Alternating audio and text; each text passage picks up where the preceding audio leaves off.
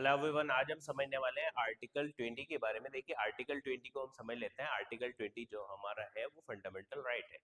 जैसे हमने previous video में आपको बताया था कि हमारे जो फंडामेंटल राइट्स हैं वो कॉन्स्टिट्यूशन के पार्ट 3 में डिफाइन है और जिनका आर्टिकल रहता है 12 टू 35। आज हम समझते हैं आर्टिकल 20 के बारे में कि आर्टिकल 20 क्या कहता है।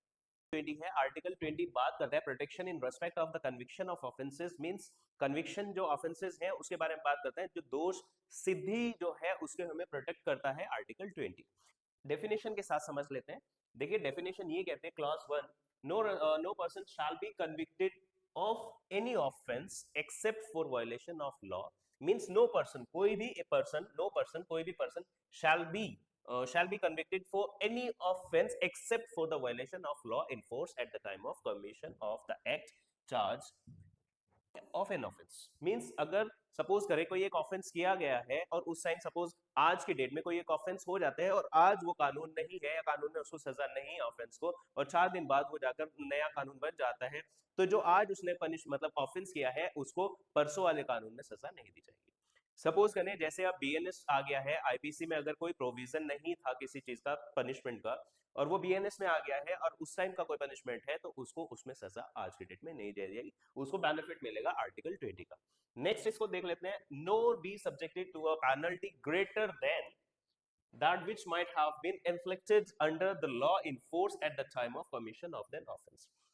सेकेंड थिंग ये रहती है इसमें कि सपोज करें पहले जब उसने कोई ऑफेंस किया उस टाइम उस जो उसने ऑफेंस किया उसकी सजा कम थी, और आज की डेट में अगर उसकी सजा बढ़ गई है, ज्यादा हो गई, सपोज करें कि पहले जब उसने ऑफेंस किया 2 साल की उसमें पनिशमेंट था और आज की डेट में अगर उसमें 3 साल हो गए पनिशमेंट, तो जो उसका ट्रायल चलेगा, जो कन्विक्शन होगा वो 2 इयर्स में ही होगा, 2 ही साल में होगा, ना कि 3 साल में।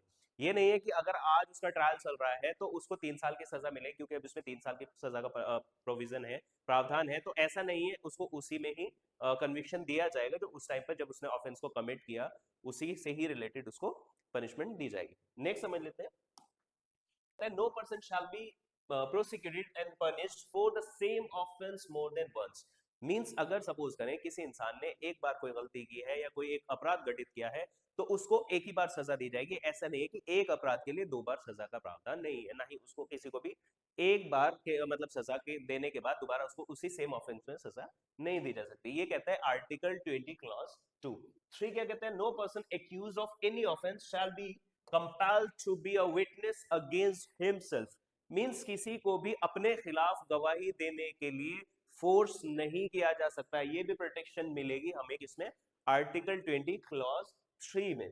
थर्ड हम समझ लेते हैं, थर्ड क्या कहता है। थर्ड एक डॉक्ट्रिन है जो समझना हमारे लिए बहुत जरूरी है। डॉक्ट्रिन क्या है, double jeopardy mandates. Means double jeopardy mandates क्या कहती है, वो कहती है as per article 20 clause 2 of the constitution doctrine double jeopardy mandates that any person cannot be prosecuted and punished more than once for the same offense।